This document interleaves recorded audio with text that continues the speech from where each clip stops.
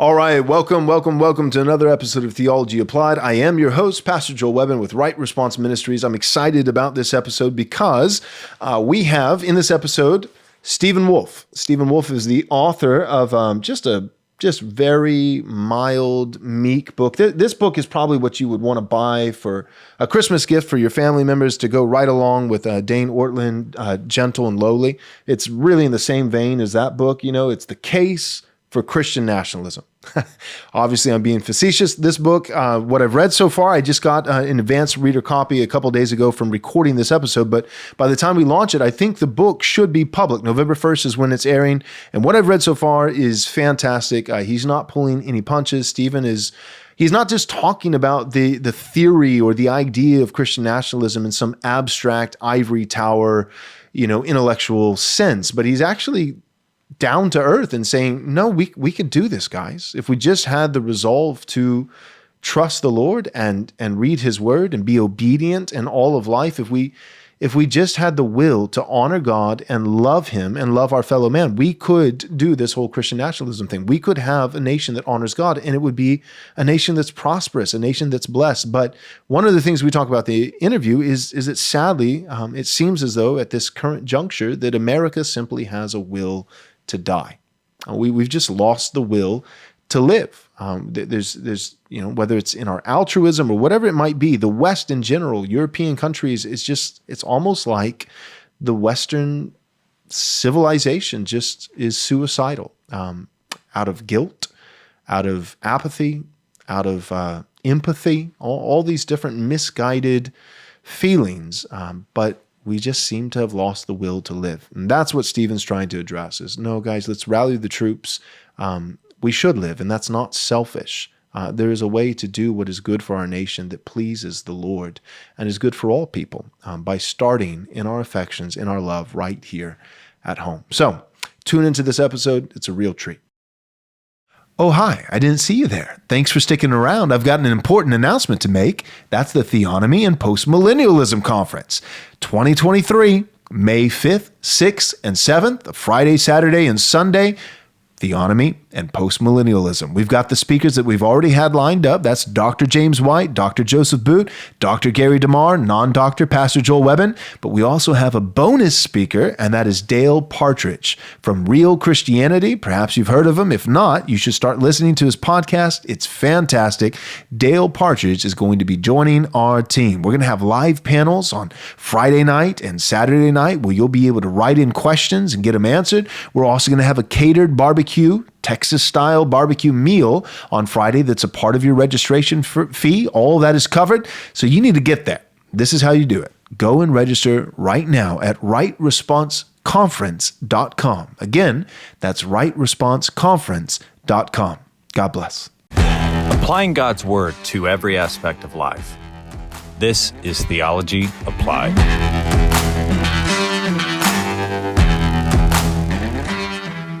All right, welcome back to another episode of Theology Applied. I'm your host, Pastor Joel Webbon with Right Response Ministries. And in this episode, I'm very privileged to have joining me Stephen Wolfe. Stephen Wolfe, thank you for joining us on the show. Yeah, thanks for having me. All right, well, we're going to go ahead and dive in. So for those of you who've been living underneath a rock, you may not be aware, but for everybody else, you've probably seen this in the Twitterverse. This is Stephen's brand new book that's going to be coming out to the public on November 1st. Is that right, Stephen?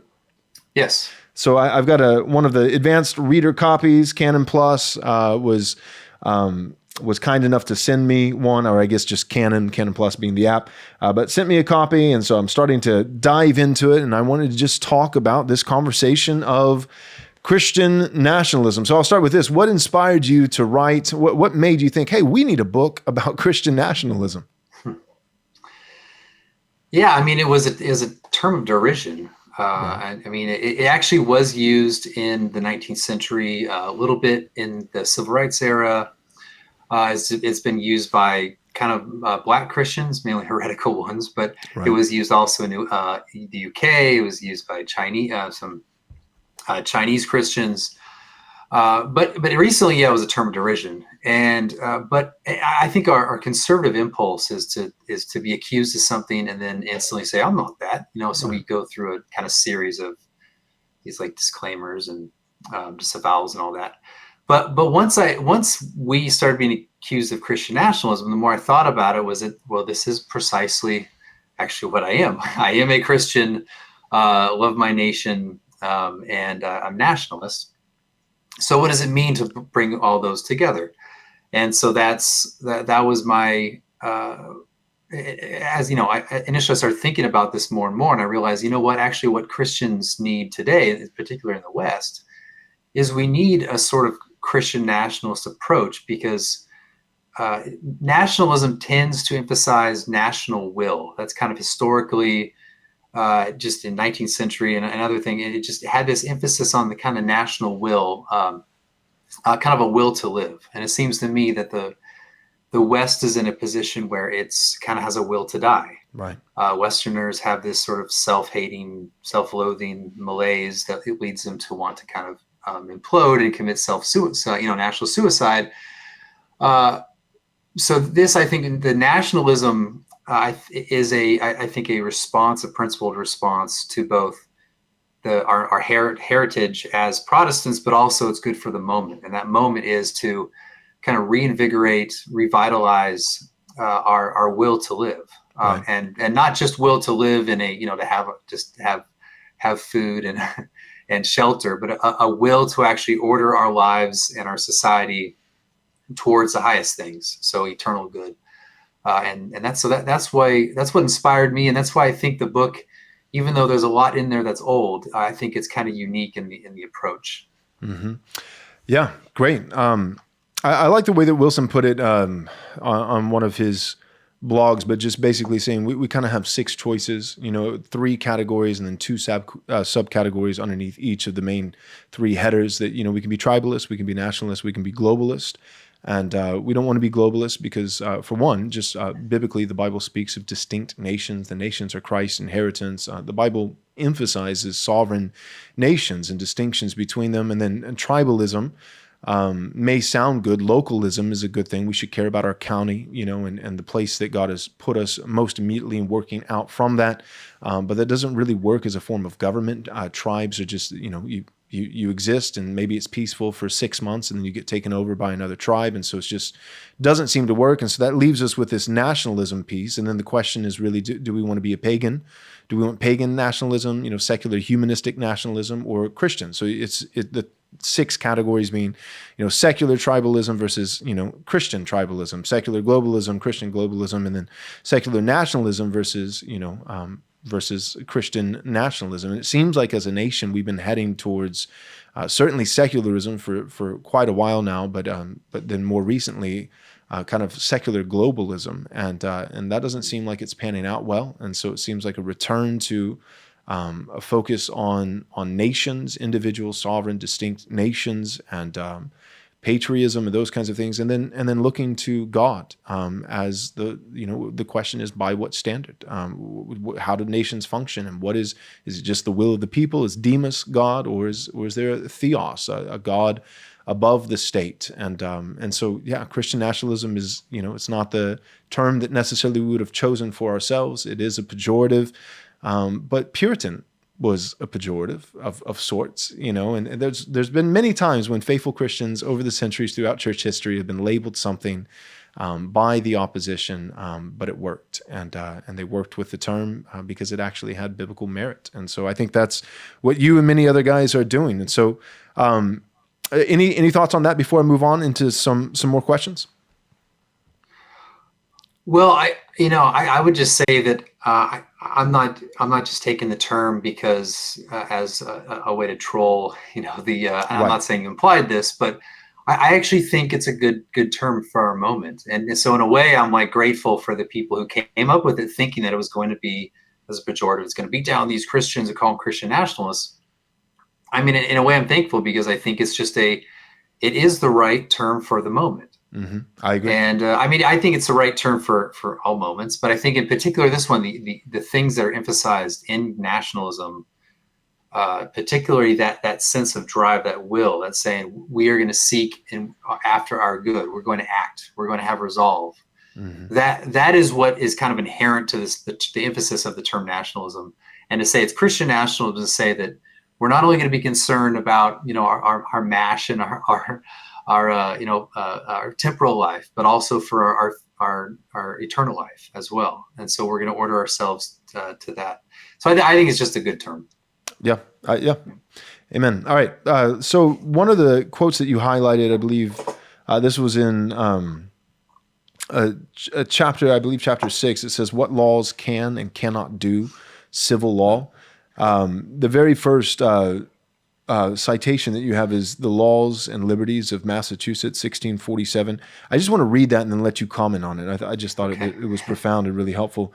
It says, "For when the authority is of God, and that in a way of the ordinance," Romans 13:1, "and when the administration of it is according to deductions and rules gathered from the word of God and the clear light of nature in civil nations, surely there is no human law that tendeth to the common good according to those principles, but what is immediately a law of God, and that in way of an ordinance which all are to submit unto, and that for conscience sake," Romans 13:5.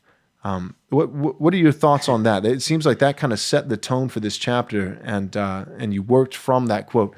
It's essentially a summary of standard Reformed. It's also Thomist.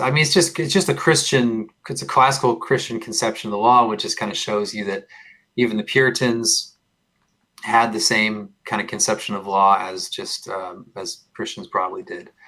But yeah, that basically summarizes that chapter. Usually you would kind of want a pithy quote in the front. But right. I thought, well, you know what? I'll just throw in one of these hard to read 17th century quotes. That's a long one, but yeah, that is it's saying that civil law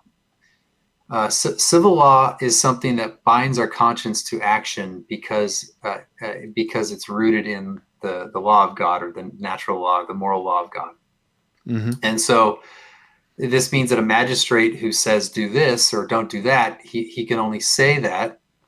He can only actually command you that, and you're compelled to obey only if that command is derived from God's law. Right. And in this sense, a just law is an ordinance of God. It's like God. It's essentially God telling you to do something. Right. Though it's mediated through the determination of a civil magistrate.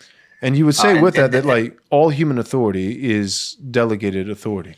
It's all like there's no such thing as inherent human authority. It's all vested from God, whether it be familiar. Yeah. So none of us have a natural power to command our fellow man to do something. Right. So we can't. We can. I suppose we command him not to commit some moral offense against us, but we can't say, hey, you got to do this. You got to drive on the side of the road. You got to whatever. We don't have that power inherently. That has to be something God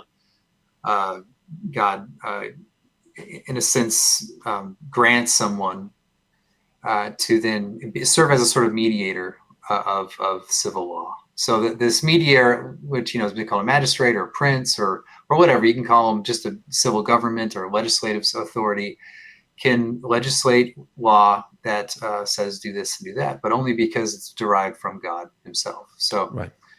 So in this sense, it's like a just body of law is in a way a divine law. It's right. Even though we want to separate categories, but it's something. Yeah, on that basis, we ought to do it just in obedience to God. Amen. I wish that a lot of pastors had that understanding, 2.5 years ago when COVID hit, and I think so many misuses when it comes to Romans chapter 13. A lot of people would read Romans chapter 13. Would you have no fear of the one who rules over you? Then do what he says. But that's not what the text says. It says do what is good. And the question I think that begs for the Christian is good according to who? Good as defined by what? Is it do what is good? Simply meaning do what this individual human civil authority says, or is it do something that is transcendently good? Do you have any thoughts on that?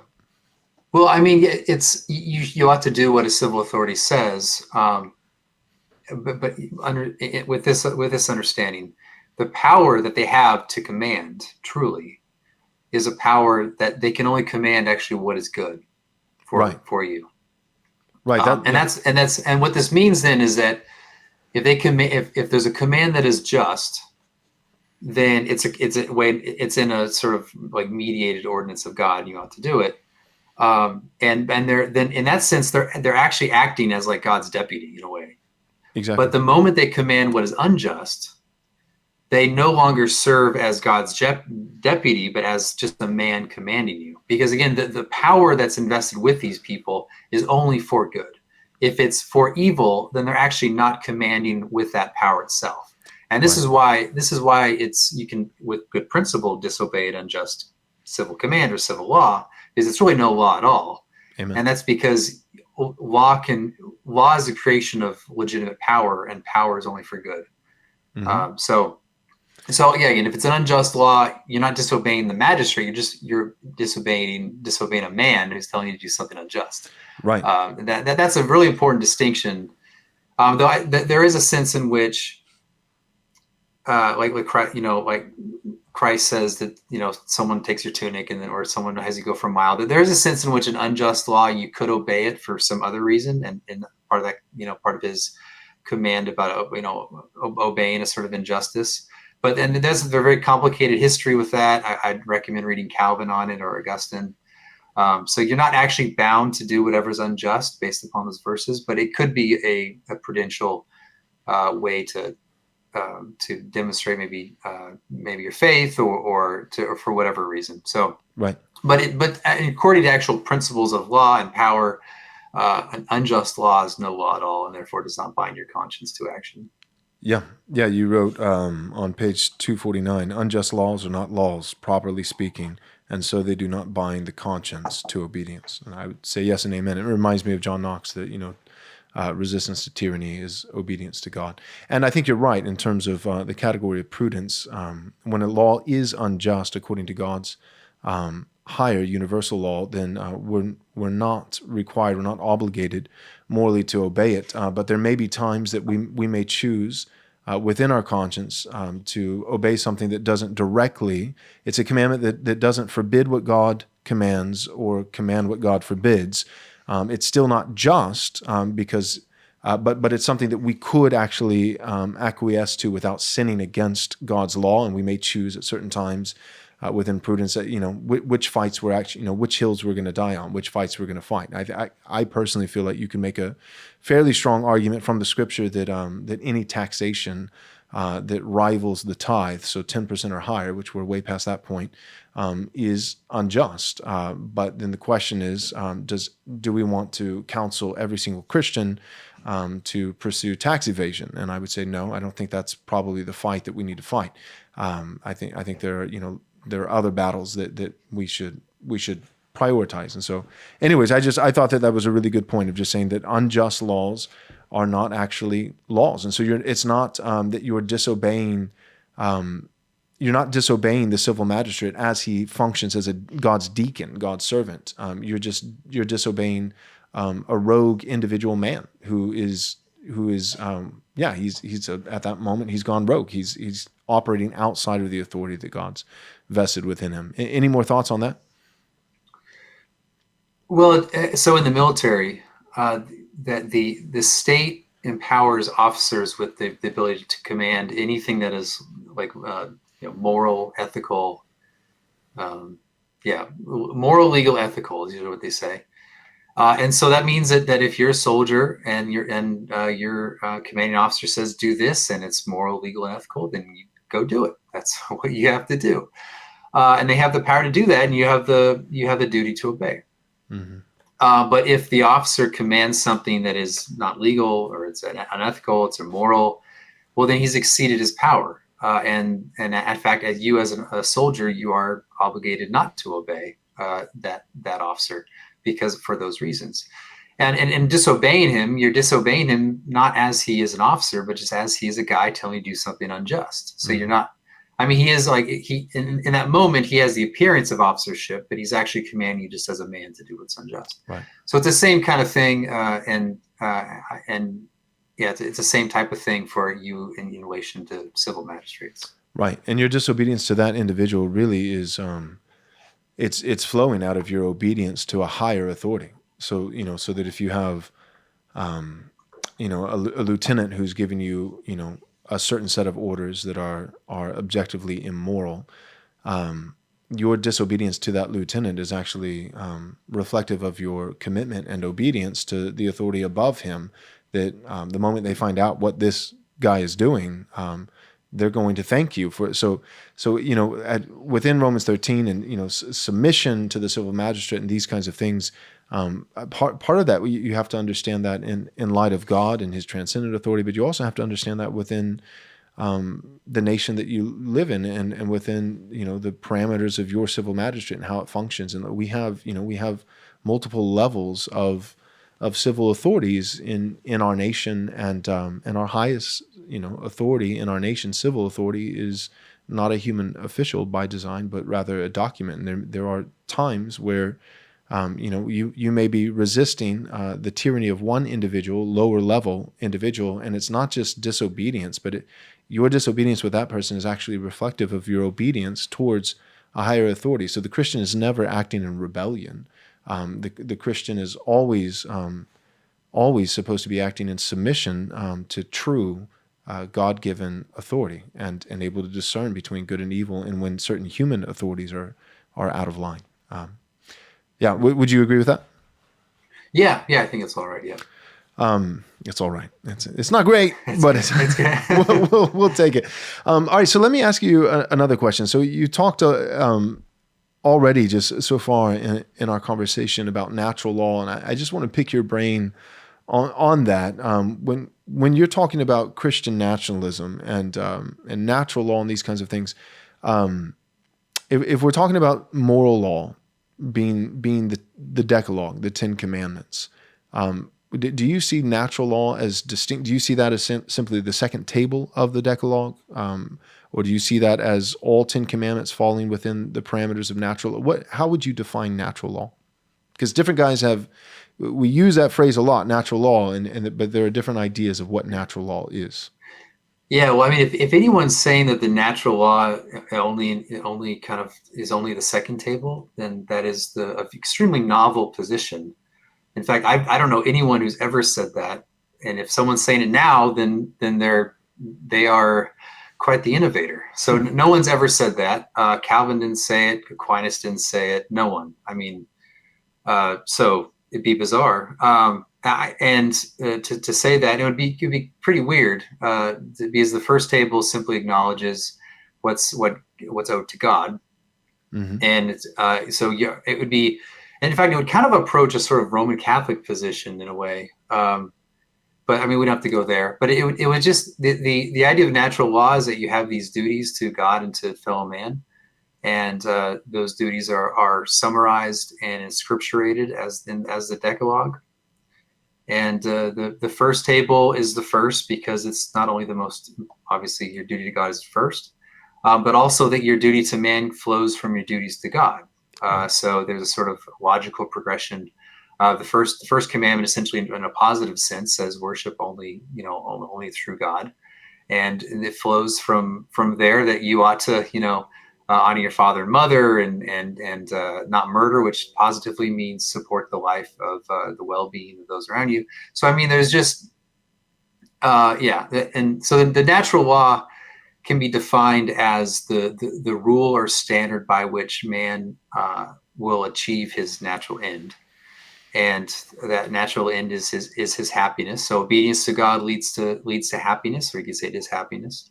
And man's natural end is a sense of more than earthly; it's heavenly as well. So obedience to God in the natural law would in a way point to. I mean, this kind of get into like really technical theology, but in a way, that what's embedded in natural law is this sort of higher life, this sense of that earth is not was never meant to be your only place, but you're actually meant for something higher.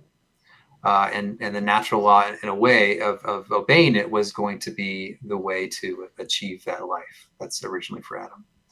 But I mean, I think just generally speaking, it's a standard by which man achieves his end. Mm-hmm. So, which, yeah. Okay.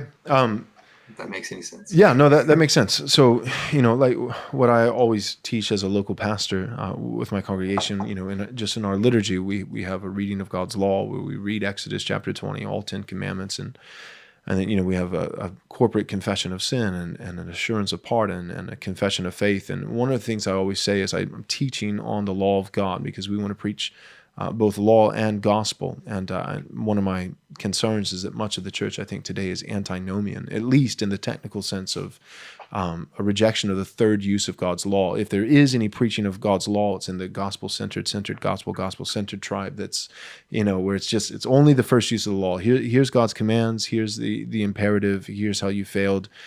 Thank God for Jesus, he fulfilled it, and don't you love Jesus? And so, yeah, I do love Jesus, and the law, it is... the law functions in its first use. It drives us. The law, no man will be saved by works as done unto the law, but the law does reveal the holiness of God, the sinfulness of man, and the need for a Savior, and it drives us to Christ, who can save. But the law also functions as a light unto our feet. And David delighted in the law of God. It was something that he loved, and it leads towards blessing. And I think there's so much of a fear and maybe an overreaction to the prosperity gospel, and what we might deem as legalism and these kinds of things that we. I think there's a lot of Christians. What I'm getting at is I think there's a lot of Christians that don't even want to mention the law of God, the first or the second table, in its third use as a light unto our feet, as a way to live, not a way to salvation, to earn salvation, but a way from salvation in gratitude for the free grace that we have through faith in Jesus Christ. And so I think that right now, the case that you're making and the case that other guys are making, there seems to be kind of this rising movement of sorts, and I think there's a lot that's going to need to get ironed out. But I guess what I'm saying is to make a case that states that nations at the civil level should be lawful according to God's law, natural law, moral law. I'm coming off of the past few years as a local pastor, and I don't even think churches are convinced of that. That not that states should be that way, but that churches should even preach the law of God in its third use as a light unto our path. Have you experienced that? I feel like the culture, because the church culture and then just the culture at large is very afraid of legalism, very antinomian, very lawless, and in addition to that, I think very not just the antinomian piece, but that just I don't know. What are your thoughts on that? Well, I mean, I think that we have failed to distinguish nature and grace, and we've allowed grace to essentially destroy nature, to kind of invade that natural. I think man has a natural drive for a sort of dominion, to be assertive in the world, and I think we've allowed grace to make us very passive. I think there's also some feminization of the church going on with this as well, but but there is a sense in which the gospel has become a means for us to have kind of this sort of cognitive well-being or psychological well-being, while just being fat on the couch watching Marvel movies. Right. So that's kind of so instead of actually being the gospel being something that restores us to activity, to doing things, to organizing. Or just to activity generally, to be assertive and dominion oriented, we've allowed it to be the opposite through grace kind of destroying nature. And so I think that when we understand the gospel, we can separate justification, sanctification. Justification is is in a way your title to eternal life. So the merit of Christ, you can kind of claim for yourself a title to eternal life.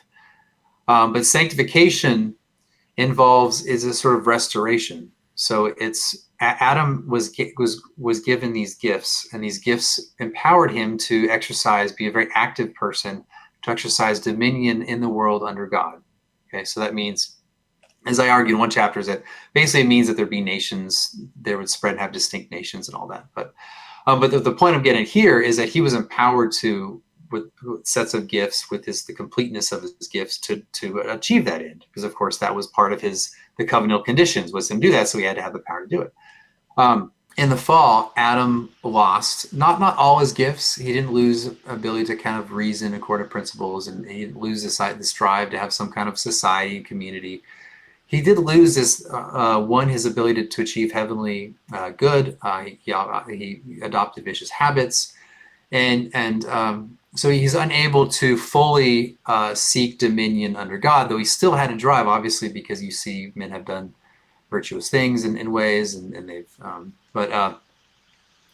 but in the actual restoration, in sanctification, we might call it definitive sanctification, we've gone from a sort of total depravity to a total sanctification, by which I do not mean that we've become perfected in every practical way, but that we've been re-equipped in a way. We've been re-equipped with the sort of things Adam had, which includes this desire for heavenly life, but also the gifts pertaining to his work in dominion under God. And so these were natural, and in a way they're supernaturally kind of grafted in, but they're the same in substance. They're the same sort of things that Adam had to achieve his end. So I think part of sanctification, part of kind of working out your salvation in the sanctification sense, is having this natural drive to complete the sort of things Adam would have done, though not to achieve eternal life, but as a matter of just being a fully human being. So that is achieving what you ought to have done as a natural human being, not so much as like a being of grace. It's not a command of grace to exercise dominion.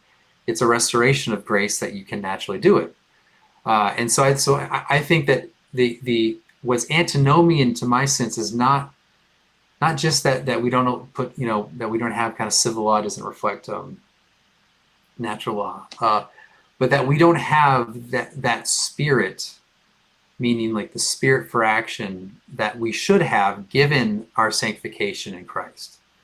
And that should give us this active, activity-oriented, dominion-oriented life with others to kind of realize on earth these institutions and communities that are under God. So what does this mean practically? This means that there ought to be Christian schools, there ought to be Christian governments, there ought to be Christian magistrates, Christian civil societies, and that sort of thing. So that's kind of how I go from, that's why I think the importance of sanctification and also just natural law. We are natural beings, and we have natural drives, and we ought to order those properly, which means activity in the world to place the things of the world under God. Yeah. So we talked a little bit about, what is your reason for writing the book? Why did you write it? Let me ask you now, not why did you write the book, but what are you hoping the book will do? Yeah, I mentioned this earlier. I hope several things. One, I hope that for the individual men, I wrote the book, if someone reads it, they'd probably know this. I wrote the book for men in mind. It's not a self-help book, it's more of an exhortation, I guess.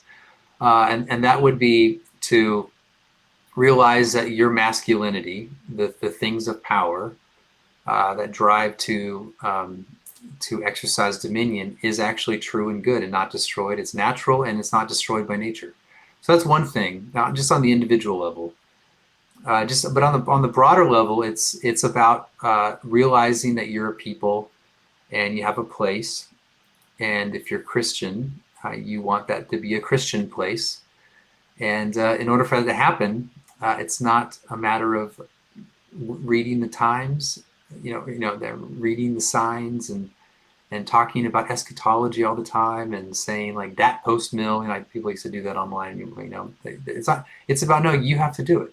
You people have to do it. It's not just like bringing about stuff into existence in reality to make Christian institutions, public institutions. It's not simply divine providence. It's you actually acting in the world to do it. It's like a synergistic thing. It's not monergistic. It's just like sanctification is something you have to act. You have a piece in this. Mm-hmm. The same is true when you do political theology. Like if you're postmillennial, I know not all postmillennials think this way, but there can be this tendency of thinking, oh, that it's prophesied, it'll come. Like I believe this will come. No, but if it does, you got to do it. Mm-hmm. So that's part of the thing is we have to have the will for it to happen. It's not gonna, if we don't will it into existence, it's not gonna happen.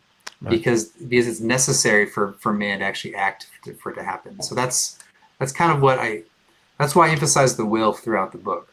Yeah, that's great. In the epilogue, let's talk about that for a moment. One of your portions in the epilogue, talks about being ruled by women, which I completely agree with you.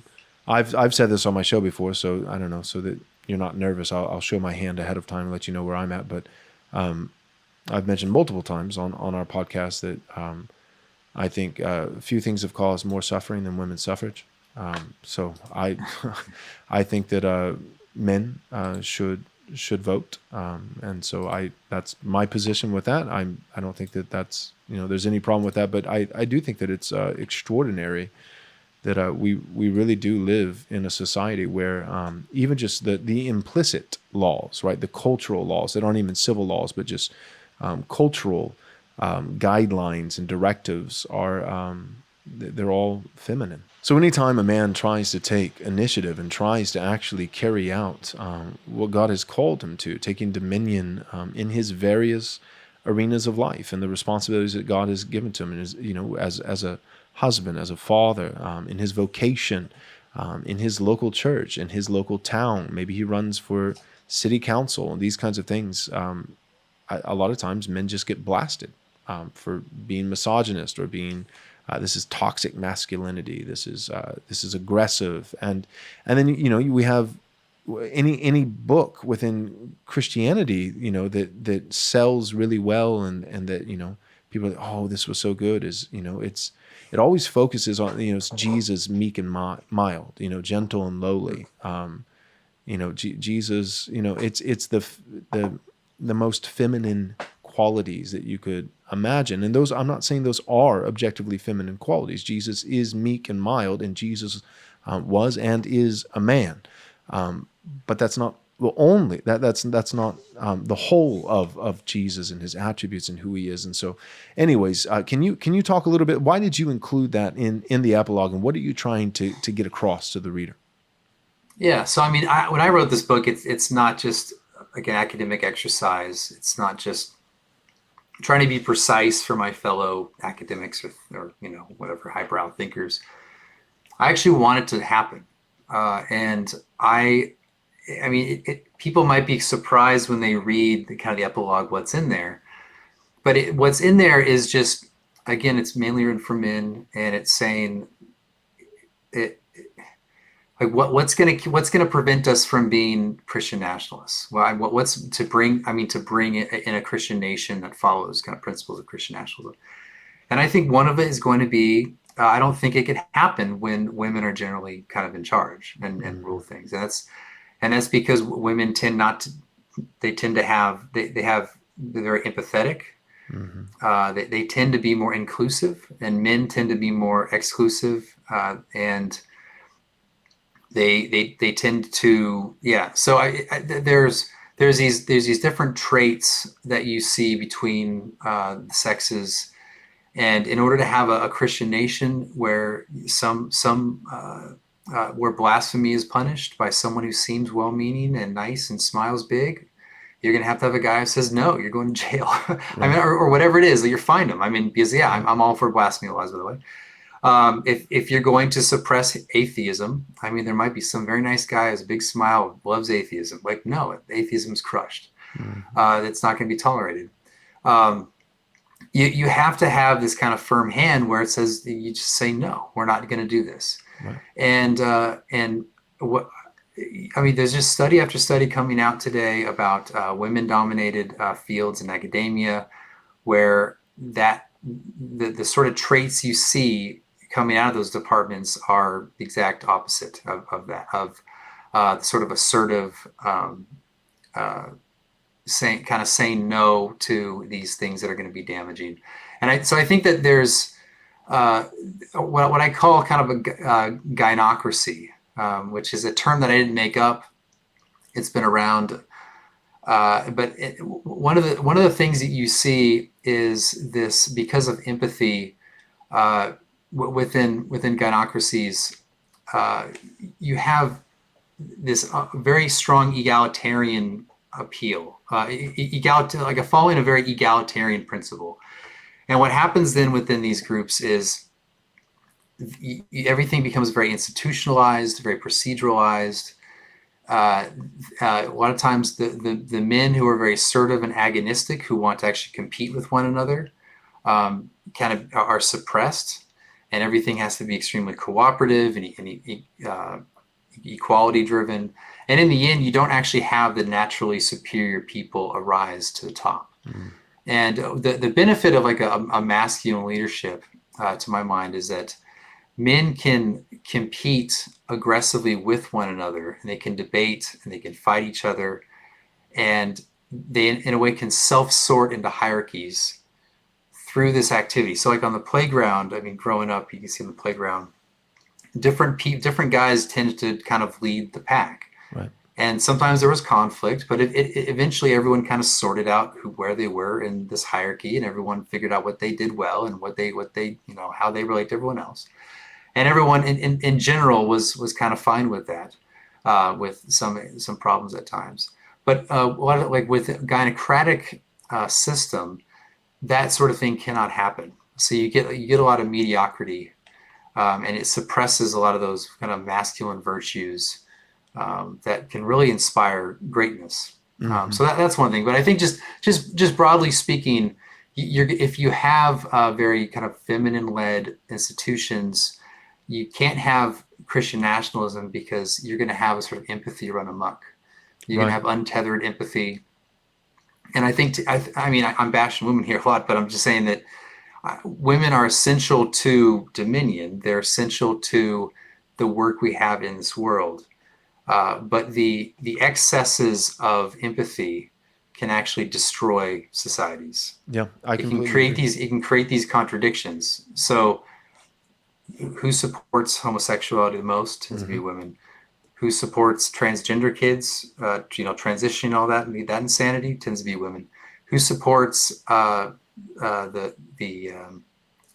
like criminals on the streets, right, and want lower crime sentences, more prosecutorial discretion, tends to be women. Right. And who is this? Well, I mean, one of the most reliable voting blocks for Democrats is actually college-educated white women. Right. And so you see these kind of like I call them gynocratic contradictions, where like an untethered empathy, when it becomes realized in policy, can actually literally destroy, not only destroy societies, but it comes back and harms women as well. I mean, just see that in sports, women can train their entire their young lives to compete in some sport, and then they're beat by this mediocre guy, right, who claims to be a girl. So anyway, I mean, that's what I was trying to get at. But the main point, I've talked a lot about this, and I'm going to get in trouble for it all. The main point is that we're not going to see a Christian nationalism happen because women are not able to as easily kind of stomach the exclusivist posture you need towards people in society. Mm-hmm. Yeah. The Old Testament, I think it may be Isaiah, it might have been Ezekiel, but talks about the civil magistrate, like the state, the government, and speaks of it in animalistic terms as bears, or like with claws, sharp claws, and and that's goes right along with Romans 13, like he bears the sword. And these are masculine things. He bears the sword, or a bear, or things like that. And I think of like Ketanji Brown Jackson, Supreme Court, and some of the things that as she was going through, getting grilled and those kinds of things, you guys are bringing up. You're soft on crime, and particularly cases of where the pedophilia, and I think, the instinct is, well, man, like even with Putin, when things like that were just starting out with Russian invasion of Ukraine, like one woman, I forget her name, but wrote a poem like if only I were your mom, and I think like women think in those terms. So it's like here's a pedophile, who's being tried in court, and the woman, if she happens to be the judge, is thinking, gosh, how can this poor guy, he's messed up. He just needs help. Whereas men think this guy should be hung publicly. That he's a what? He's a pedophile? Like, no, we're not thinking in sympathetic, terms. And so there's different roles for men and women in the ways that God has designed us. But when you're thinking of, at home caring for 3-year-olds, you don't want bears doing that. You want nurturing, so anyway, so I completely agree with you. And I think that, there was one study that said, if women weren't able to vote, I think that we wouldn't have one Democrat president for the last 50 years. That, if only men were voting. And you even see within marriage, like statistically, when women do get married, there's a higher likelihood that they begin voting more conservatively after entering into marriage and having children, and I'm sure some influence from their husbands. And so I just thought that was a bold thing for you to add, but it's somebody we need to talk about. That I think that's part of the issue, and it's not just with the state, and it's not just with the culture, but I think there's so much feminization of the church to where there's a reason why the church doesn't appeal to men, and I think it's because we've said in many ways that church isn't for men, and the sad thing is nothing is for men anymore. All of society is for women, and I think that's one of the reasons why there's soft on crime policies that are driven by women, but then there's also just exasperated men. I think that's why Jordan Peterson has launched into the stratosphere, because he had the audacity just to say, that we need a place for men, and that resonates, with many people. So, what? Yeah, I mean, I would just say what you see is, like in academia, you see that women tend to be more kind of social justice oriented, less dispassionate within the academic their field. I mean, this is just in aggregate. This is not, of course, there are exceptions and all that, but and so what you get is this push towards more egalitarian policies, more egalitarian activism, and this leads to essentially the smothering of the people who are naturally going to rise to the top and are not going to be able to do that because they're beat down because they agonistically and with competition pursued that. And you're going to get people who are have a propensity for criminality. They're just going to kind of run free. So you have this egalitarian principle that is kind of governs their thought, and it actually governs our thought now. It has for a long time. It just leads to a society that will essentially pathologizes masculinity. So you have to wonder what are men for in a society that is dominated by kind of a very strict egalitarian governing principle. Yeah. What do you think it is? So you said like we've lost. You said something like this, so I'm paraphrasing, but that we've lost the will to live. Right? It's like I don't know if you ever read the Fate of Empires, Grubb something. It's just a collection of like 2 essays and talks about he tracks like how empires on average tend to live about a quarter of a millennia. Through 250 years, give or take, and they enter into in their later stages enter into decadence, and then there's a lethargy and laziness, apathy that comes. But then also it's not just that, but there's also a mixture that begins to happen. Like it's like they fought to take over the world and they finally did, and they become so strong that really they've neutralized all outer threats, and so they usually implode from within, and it's usually because of apathy, laziness, empathy is a big thing. And so like starting to, where positions of leadership in society become a charity rather than merit. And, but then also in mixture in terms of, everybody wants to be a part of the empire. Everybody wants to, there's a lot of times prosperity and opportunity, these kinds of things. And over time, there's all of a sudden there's a bunch of people who are living in this particular place that don't really identify with the place, it's not really their home, and so another thing that I've heard you say on this topic is saying that, like we need to figure out who we are as America, and it's not just that we need to deal with illegal immigration, which we most certainly do immediately. That's a huge problem. I mean, you can argue that it's a full scale invasion that's happening with our nation, but then even with illegal immigration that needs to be mitigated drastically, at least for a time, for us to let the dust settle and have this corporate, national identity, and there has to be history, right? A shared history with each other, to be able to say, yeah, our grandparents worked together or fought in this war together, and not just you arrived 15 minutes ago. There's always going to be some level of immigration, people who arrived 15 minutes ago, but if you start talking about a significant portion of the population of a nation is people who just arrived, then that nation is in serious trouble. And so I guess my question is, what is it that Americans have just? It really does seem like slitting your wrist in the bathtub or something, like a death wish, like a will to die. Like, do you think? I feel like some of it is laziness and decadence, but I think some of it also is just guilt. Like winners feel guilty for winning, or what do you think it is that America is just? Because I mean, we're really like trying to lose.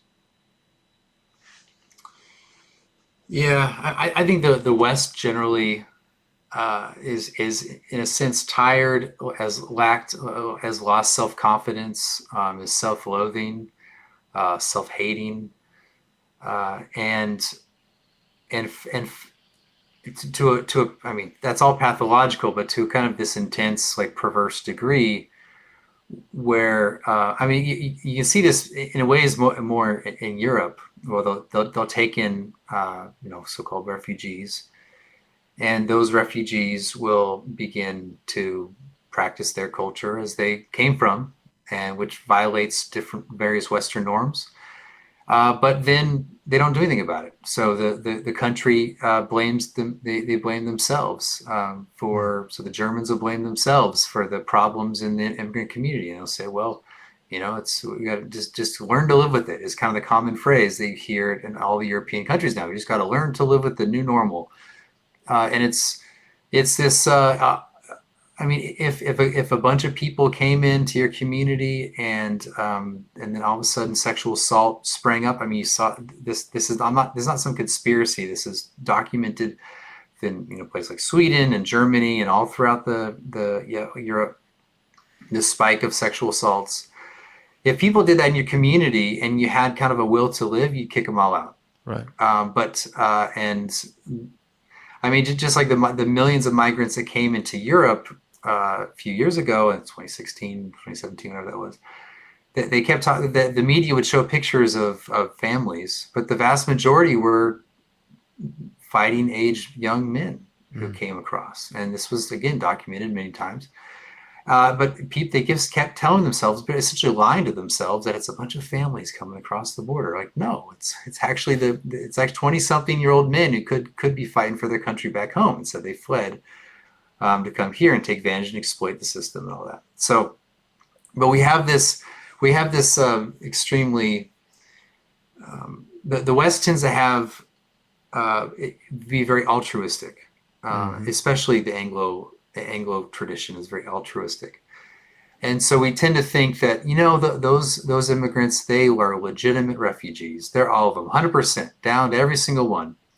And they're not coming here to exploit our system. They're coming here to be Frenchmen and German and Dutch. And that's why they're coming here. They want to be one of us. So no, I mean, that's why the suburbs of Paris are full of people who have never assimilated into becoming French, and they resist becoming French because why would they? I mean, they're not French. They're just these lies from these altruistic principles that we flow from. I think in America, there's a lot of people do come here to be Americans, and I believe that very seriously. So I think there is some difference. Here, and I think many people go to England for that, to become British. But I think there's the majority, at least in continental Europe, I don't think that was the case. But in the United States, we tend to have a more like geographic, that like this universalistic notion that we just live in like geographic space, and where it's any human could come here and be here, and that's enough. Like you're within the borders, you're American. Like so there's a sense in which the United States is a geographic space for like everyone, all humans, and so. And I mean, this it's a very complicated discussion. I'm not trying to make it simplistic, but because of like what is what is America? What does it mean to be American? It's very complicated, but I think that's our universalistic, very humanistic mindset that this space is just for everyone. So anyway, anyone can come here. And my problem with that is that okay, it's a very diverse country, but like you mentioned, you have to live life in generations here with others. You have to, like, I bring up this idea of like your grandfather, you mentioned in wars, like so big national events and national struggles, that tends to bring people together. There's if your grandfather went to the same high school and that, or your grandfather worked at this shop and my grandfather already came in, or we would go into that shop and there'd be stories and, oh, wasn't that fun? There would just be this sense of community based in generations. But if you have people continuously coming in, just millions of people always coming in, they don't have like this sort of collective communal memory in this place. And it's like constantly restarting that. Like if we just stopped, just theoretically say we stopped everyone from coming in, and all we have is the people here right now. It would take several generations before we could all, I think, come together as a people. Right. Not only like through intermarriage. It doesn't have to be intermarriage, but just that we have in history. We have shared experience in this place together. Right. And and so that's why I oppose immigration for America. But yeah, it's hard for America. We're never going to become like an actual nation. Given our current level of diversity, if we keep importing from mass immigration, right, it's just not going to happen. So it's, right. Yeah. Yep. No, I agree. I think, so I think there's guilt, there's apathy, there's empathy, that's a twisted sense of thinking like we're, being overly altruistic and, oh, we're helping, and this is what it means to be, compassionate, all these kinds of things. And I think, the last thought that I kind of had as you were talking was, I wonder if social media, just the rise with technology and those kinds of things has anything to do with, because there's such a vested interest for individuals today to, for their lives and their achievements and their interests and all these different things to simply be optics and not necessarily tangible, not necessarily real, to have, like everything you do is to broadcast out to as many people, wanting so much approval from the masses. And I wonder, is just like as the world has gotten smaller through various technologies and these kinds of things, that caring more about what America looks like on the world stage. Does the UN like us? Or do other nations think we're nice enough? Whereas like when your whole focus is oriented in who's physically in front of you, it's just like your whole life, right? You don't have 30,000 fans, or a million. Your whole life is I know about 50 people, by name, that are in my life, and I've got my wife, and I've got my children, and I've got my job, and I have my church, and so I'm going to do what benefits them, because they're the only approval that I'm looking for. I'm not looking for the approval of someone in Ukraine, by having supporting them with this flag, in my bio on my social media page. So I guess my question is, there's altruism. But do you think altruism is kind of ramped up on steroids because of social media to the point where we care more about appearances and global approval than actual tangible growth and productivity and benefit? I think that a lot of the social media presence is sort of kind of framing an identity. And it's usually in opposition. I mean, I tend to think when I see the Ukraine flag in a bio, I usually think that they really just mean they don't like me. That it's really not. It's less support for Ukraine and more that they just don't like conservatives or right-wing people. It's actually a flag for them to signal their support for crushing us. That's how I interpret the flag, and I think that's probably right, given the sort of people who have the flag and what they say. I think that there is this. They care. People have their.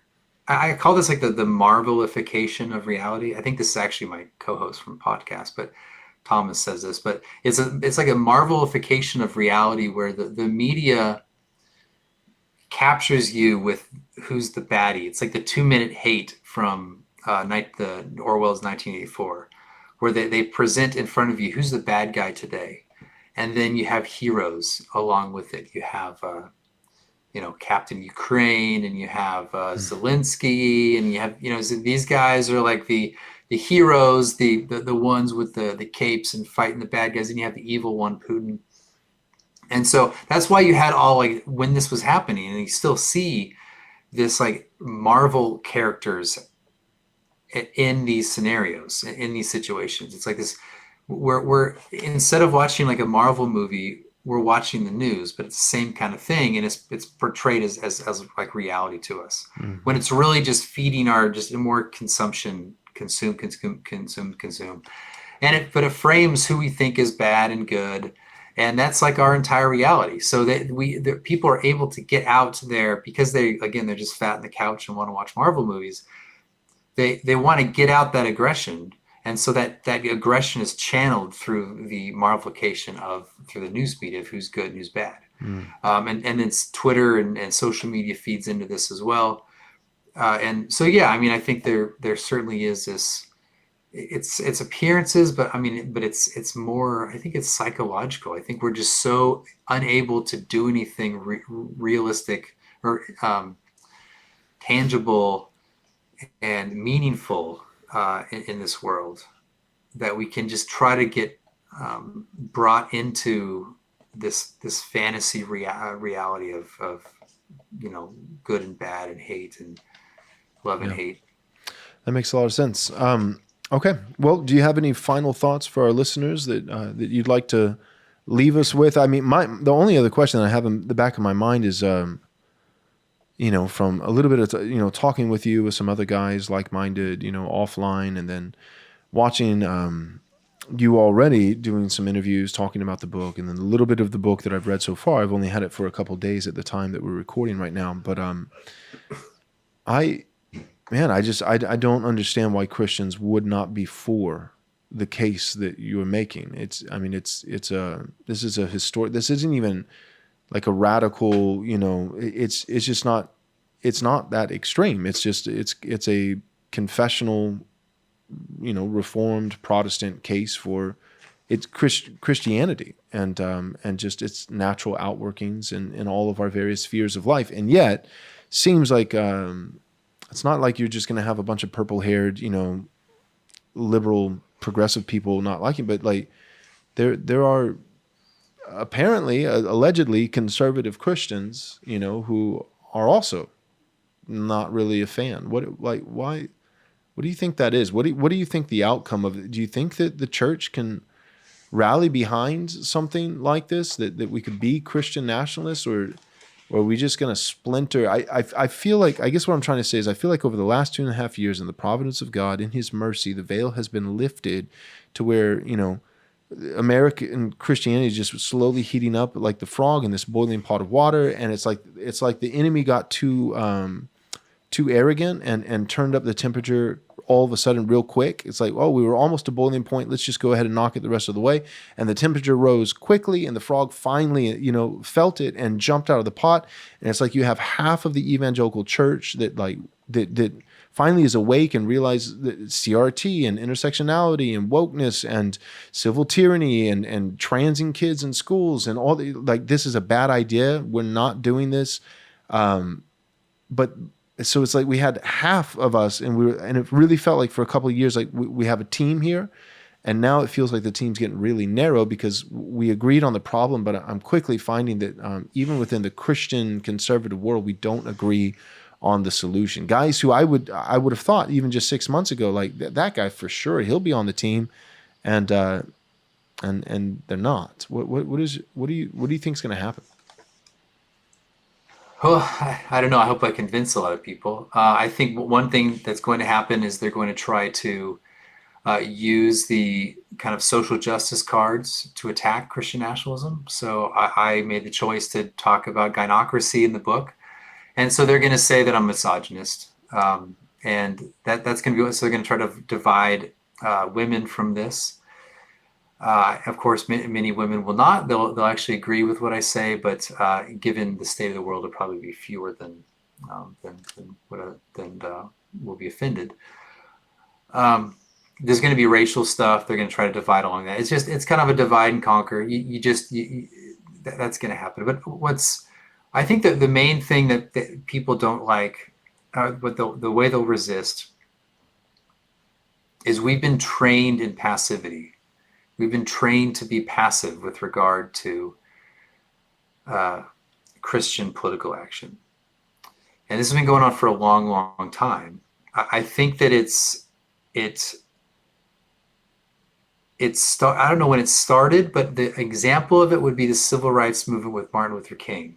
So I'm not going to bash anything related to any of that or him, but his movement and the civil rights movement was largely kind of this passive thing. Of course, it was active there in the streets and all that, but it was more like it was passive in the sense that it was a sort of performance to get like white sympathy. So then, people would see the hoses and the dogs barking and all that, and they'd have sympathy and they'd say no more, and then segregation's ended. So that was it was like a passive in the sense that you're appealing, you're not achieving it yourself, you're actually doing something to then get other people to do something for you in a way. Okay.